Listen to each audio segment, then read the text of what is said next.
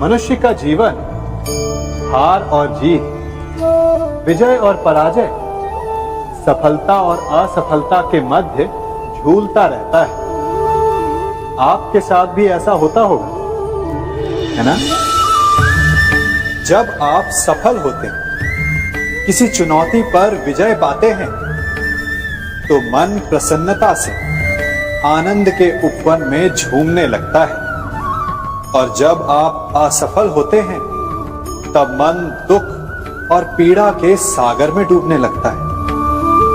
परंतु वास्तव में सफलता और असफलता है क्या? तनिक ध्यान से सोचिए। ये केवल हमारी मनोस्थिति मात्र है। हमारी पराजय तब नहीं होती जब हमारा शत्रु विजय प्राप्त कर ले। हमारी पराजय तब होती है जब हम पराजय स्वीकार करें। हम असफल तब नहीं होते जब हम लक्ष्य न पा सके। हम असफल तब होते हैं जब हम प्रयास करना बंद कर दें। इसलिए प्रयास करते रहें और हार ना माने, क्योंकि जिस दिन आप हार स्वीकारना बंद कर देंगे, जीत आपके चरणों में होगी। अब सबने बरगद के वृक्ष को तो देखा ही होगा। क्या आपको ज्ञात है, बरगद के वृक्ष के बीज का आकार राई से भी छोटा होता है, परंतु बरगद का वृक्ष संसार के महाकाय वृक्षों में जाना जाता है। जब उसका जन्म होता है, तब उसमें वो जटाएं, वो शाखाएं नहीं होती, परंतु जैसे जैसे उसका विस्तार होता है, जैसे जैसे वो अधिक शाखाओं का भार उठाता है, अधिक पत्तियों का सृजन करता है, वैसे वैसे उसकी शाखाएं जटाएं बनकर जड़ तक पहुंचती है और इस वृक्ष को सहारा देती है। ये जीवन का बहुत महत्वपूर्ण पथ है। बिना लोभ लालच शुभ कार्य करें, अन्य लोगों की सहायता करें। धीरे धीरे आपने जिनकी सहायता की, वो आपके सहायक बनते जाएं, आपकी जड़ों को और बलशाली बनाएंगे, आयु, मान और आकार बढ़ाएंगे। सहजीवन, सहायता और निष्काम कर्म आपको मृत्यु के पश्चात भी मरने नहीं देगा, आपको अमर रखेगा। हमारा शरीर प्रकृति का एक महान आविष्कार है।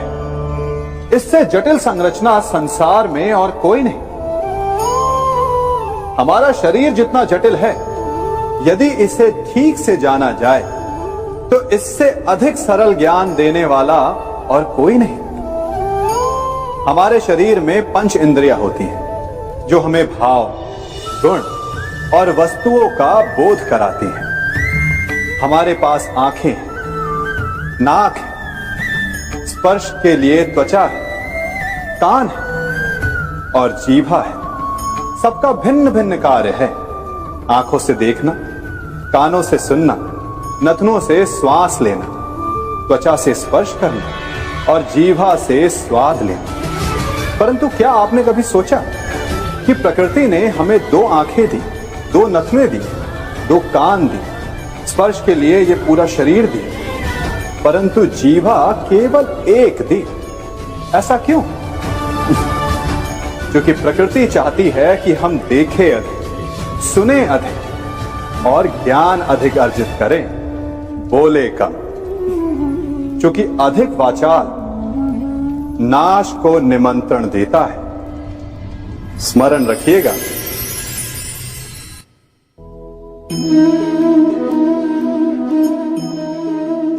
ये सदा यही कहते आए कि यदि आगे बढ़ना है तो अपनों का साथ दो। सत्य कहते हैं, अपनों का साथ देना ही चाहिए, परंतु साथ देने से पूर्व ये अवश्य पहचान लेना चाहिए कि अपने हैं कौन। क्या अपने वही होते हैं जिनके साथ हमारा रक्त संबंध होता है, या अपने मित्र? अपने वो होते हैं जो हमें सद्कार्य के लिए प्रेरित करें, हमें आगे बढ़ाएं, हमारा साथ दें, और वो जिनका साथ देने से समाज का नाश, धर्म की हानि हो। वो सगे हो करके भी सगे नहीं होते। इसलिए जब अपनों की परिभाषा का चुनाव करें तो उन्हें अपना माने जो आपका साथ दे, उन्हें नहीं जो हमें अज्ञान के मार्ग पर ले जाएं।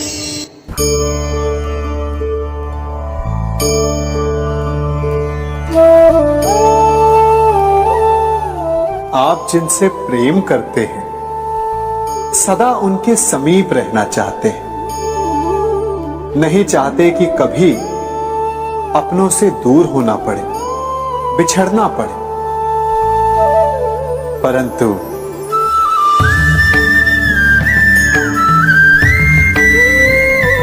एक समय के पश्चात अपनों से दूर हो जाना उन्नति के लिए आवश्यक है। आप माता पिता हैं। यदि आप अपनी संतान के जीवन के हर पग पर उनका मार्गदर्शन करते रहेंगे तो आपकी संतान स्वयं मार्ग चुनना कैसे सीखेगी? मार्ग के कांटों से स्वयं को बचाना कैसे सीखेगी?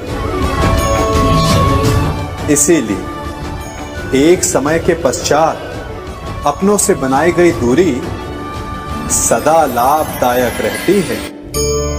आज मैं आप सबको एक कथा सुनाता हूं। एक दिन प्रातः एक व्यापारी अपने घर से निकला। घर से निकलते ही एक बिल्ली ने उस व्यापारी का मार्ग काट दिया। व्यापारी घबरा गया। वो फिर से घर लौट गया और शुभ घड़ी की प्रतीक्षा करने लगा। और जब वो पुनः अपने घर से निकला तब वो वाहन जा चुका था जिससे राजा तक पहुंचकर उसे भेंट देनी थी। राजा को भेंट नहीं मिली। राजा क्रोधित हो गए। राजा ने उस व्यापारी का व्यापार बंद करवा दिया। इस कारण व्यापारी क्रोधित होकर घर पर अपनी पत्नी से लड़ बैठा। पत्नी अपने बच्चों समेत मैके वापस चली गई और उस व्यापारी के जीवन में यदि कुछ रह गया था तो केवल अंधकार। और इन सब का कारण वो उस बिल्ली को मानता रहा जिसने उसका मार्ग काटा था। ऐसा ही एक दूसरा व्यापारी राजा को भेंट देने निकला और उस व्यापारी का मार्ग भी एक बिल्ली ने काट दिया। वो व्यापारी तनिक घबराया, परंतु उसने आगे बढ़ना अधिक उचित समझा। राजा तक वो समय पर पहुंचा। उसने राजा को भेंट दी। राजा प्रसन्न हुए और राजा ने व्यापारी को अपना व्यापार बढ़ाने की अनुमति दी, स्वर्ण आभूषण दी। जब व्यापारी घर पर पहुंचा तो पत्नी को आभूषण और अपने बच्चों को देने के लिए वस्त्र थे उसके पास। हर ओर प्रसन्नता थी। समझ रहे हैं ना? दोनों के साथ एक ही प्रकार की घटना हुई, परंतु दोनों की प्रतिक्रिया भिन्न थी। ऐसा ही हमारा जीवन भी है। हमारे जीवन में प्रारब्ध का अपना स्थान है, परंतु उससे कई अधिक महत्वपूर्ण हमारी प्रतिक्रिया, हमारे सोच का प्रभाव है, क्योंकि यही हमारे जीवन को आकार देते हैं। इसलिए अपनी सोच को सकारात्मक रखिए। आपका जीवन सदैव आनंदमय।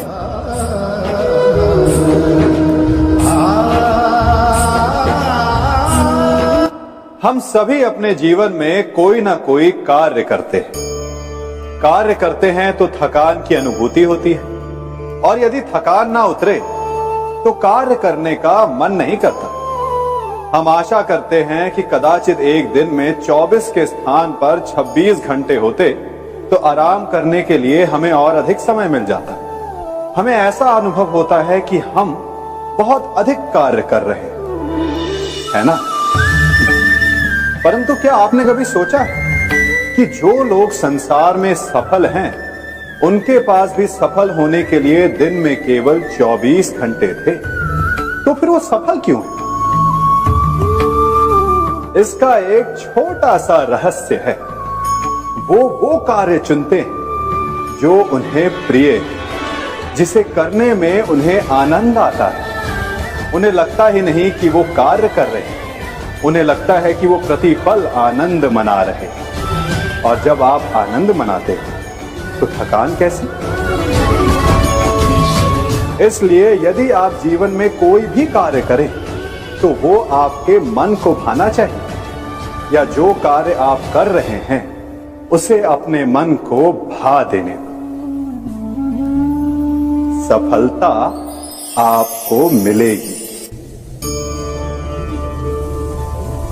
कभी सोचा है हमारा जीवन भी उस रेत की घड़ी की भांति है?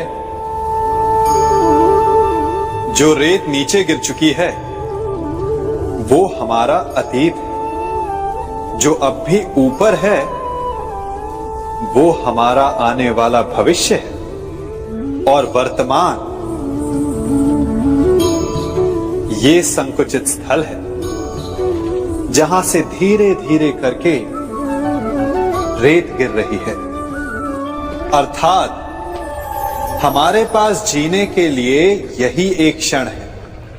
उसका उपयोग कैसे करना है ये हम पर निर्भर करता है। जो बीत गया उसका दुख मनाना है, या जो भविष्य में होने वाला है उसकी प्रतीक्षा में क्रोध करना है। सब कुछ करने के लिए यही एक क्षण है। प्रसन्न रहना है तो उसके लिए भी यही एक पल है। प्रतीक्षा करते रहोगे तो ये पल भी भूतकाल में बदल जाएगा। इसलिए आनंद के लिए, परोपकार के लिए प्रतीक्षा ना कीजिए। आपके पास जो पल है उनका भरपूर सदुपयोग कीजिए, क्योंकि इस घड़ी को पलटकर आप फिर से समय अवश्य गिन सकते हैं, परंतु अपना बीता हुआ समय आप वापस नहीं लौटा पाएंगे। मनुष्य भी बड़ा विचित्र प्राणी है। अपनों से नीचे के स्तर के लोगों को वो हे दृष्टि से देखता है, उनका उपहास उड़ाता है, उनसे बार बार कहता है कि तुम्हारा कुछ नहीं हो सकता, तुम भविष्य में कुछ नहीं कर पाओगे। जब मनुष्य के पास धन, संपत्ति, मान होता है तो वो दूसरों का आदर नहीं करता, परंतु वो एक बात भूल जाता है कि उससे भी अधिक शक्तिशाली कोई अस्तित्व में है, और वो है समय। काल काल अपना चक्र कब बदलेगा ये कोई नहीं जानता। समय अपनी करवट कब लेगा ये कोई नहीं जानता। कोयला भी समय के साथ साथ हीरे में परिवर्तित हो जाता है। इसलिए जीवन में कभी भी किसी का भी उपहास नहीं उड़ाना चाहिए।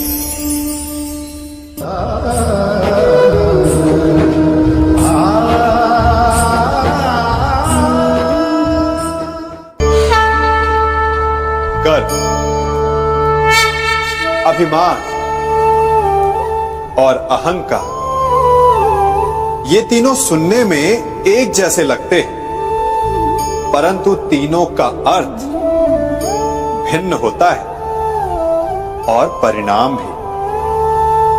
तीनों का आरंभ प्रेम से होता है। स्वयं से प्रेम, परिश्रम हमारे मन में गर्व को जन्म देता है, और सफलता अभिमान जगाती है। यहां तक ठीक है, परंतु जब ये भावना अहंकार बन जाती है तब वो समस्या बन जाती है, क्योंकि सबसे बुरा अंत अहंकारी का ही होता है। परंतु मनुष्य के लिए पहेली यही है कि पहचाना कैसे जाए कि अहंकार जग गया है और उसका दमन आवश्यक है। इसका उत्तर मैं नहीं, आपका मन देगा। जब तक आप स्वयं से प्रसन्न हैं, जब तक आप सबसे ऊंचा उठने का प्रयास कर रहे हैं, तब तक ठीक है।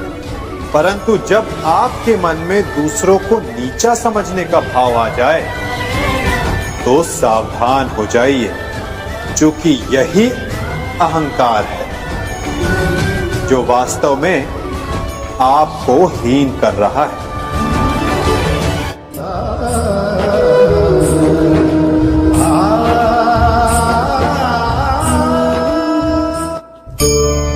आज मैं आप सबको एक कहानी सुनाता हूं। एक दिन गोकुल में दो व्यापारी आए। एक व्यापारी शहद का था, बड़ा मीठा शहद था उसका, परंतु वो गोकुल में टिक नहीं पाया। उसके व्यापार ने घाटा खाया और शीघ्र ही वो गोकुल छोड़कर चला गया। और दूसरा व्यापारी मिर्च का था। पहले दिन वो एक पोटली लाया और दूसरे ही दिन वो पूरी बैलगाड़ी भर कर लाया।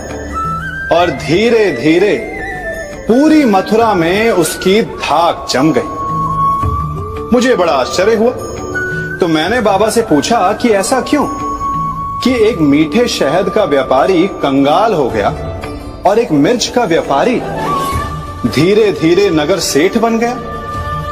बाबा मुस्कुराए और उन्होंने कहा कि मीठी बोली बोलने वाले की तीखी मिर्च भी बिक जाती है, और जो कड़वी बोली बोलता है उसका मीठा शहद भी नहीं बिकता। वाह, कितने उत्तम विचार हैं उनके, और उचित ही है। मनुष्य अपने जीवन में सदैव अपने वचनों से उठता है और अपने वचनों से ही गिरता है। इसलिए अपने जीवन में सदैव मीठी बोली बोलने का प्रयास कीजिए, आपका जीवन सरल हो जाएगा। मनुष्य की सबसे बड़ी दुर्बलता क्या होती है? सोचिए। धन, प्रेम, अहंकार। मनुष्य की सबसे बड़ी दुर्बलता होती है उसके रहस्य।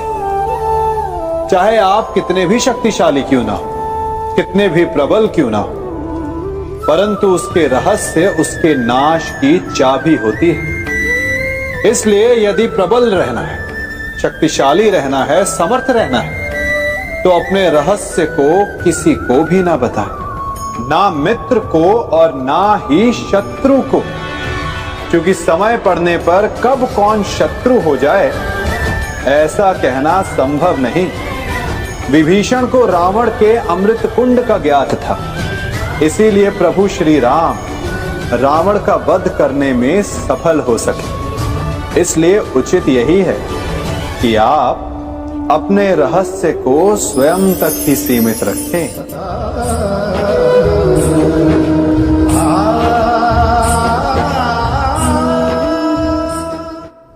युवा अवस्था भी हमारे जीवन का कितना सुंदर काल होता है ना। बाहु में बल, मन में कुछ बड़ा कर जाने की चाह, आंखों में भविष्य के सुंदर और कोमल सपने। और इसी अवस्था में मनुष्य के भीतर पनपता है प्रेम। किसी को देखकर उस पर मन मोहित हो जाता है और फिर मनुष्य अपना सब कुछ उस पर न्यौछावर कर देना चाहता है। फिर प्रेम की परिणति होती है विवाह में। क्यों? सबको अपने खट्टे मीठे संस्मरण स्मरण हुआ है ना। परंतु यहीं से अधिकतर माता पिता और संतान के मध्य विचारों का विरोध प्रारंभ हो जाता है। संतान को लगता है कि उसका चुना जीवन साथी ही उसके लिए उपयुक्त है, और माता पिता को लगता है कि संतान अनजाने में भूल कर रही है। संतान का तर्क होता है कि उसे विवाह किससे करना है, ये उसका अधिकार है। और माता पिता का तर्क ये होता है कि अब भी जीवन साथी चुनने की समझ संतान में है ही नहीं। तो इस अवरोध को काटा कैसे जाए, उचित निर्णय कैसे लिया जाए?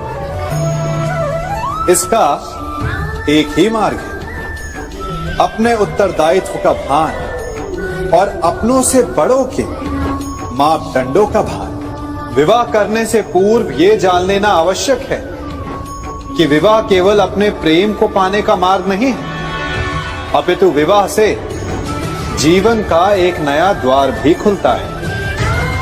और हर नए जीवन के साथ नए उत्तरदायित्व भी होते हैं। और यदि इन उत्तरदायित्वों को समझकर निर्णय लिया जाए तो विश्वास कीजिए आपका दाम्पत्य जीवन आनंद से भरा रहेगा और आपको कभी ये पछतावा नहीं होगा कि आपने कोई अनुचित निर्णय लिया। सागर का जल वाष्प बनकर उड़ता है तब वो हमें दिखाई नहीं देता। मेघ उस जल को अपने भीतर छिपा लेते हैं, लंबी यात्रा करते हैं, प्रयास करते हैं कि वो जल सदा उनके भीतर छिपा रहे, परंतु जब वायु का वेग उन्हें उड़ाकर किसी पर्वत से ले जाकर के टकरा देता है तब उन मेघों को बरसना ही पड़ता है, क्योंकि यही नियति है, यही प्रकृति है, क्योंकि जल को सागर में जाकर मिलना ही है। ठीक ऐसा ही हमारे साथ भी होता है। हम सत्य अपने मन के मेघों में चाहे जितना छिपाने का प्रयास कर लें, परंतु समय की आंधी उसे वास्तविकता के पर्वत से ले जाकर के टकराकर हमारे समक्ष ले ही आती है। जिस भय के कारण आप सत्य को सामने नहीं लेकर आना चाहते, एक दिन वही भय हमारे समक्ष आकर खड़ा हो जाता है और फिर हम लाचार हो जाते हैं, क्योंकि हमने उस भय का सामना करने की तैयारी नहीं की होती। इसलिए सत्य से भागे नहीं, उसे छिपाए भी नहीं, उसे स्वीकार करें। भविष्य की बड़ी विपत्ति से बच जाएंगे।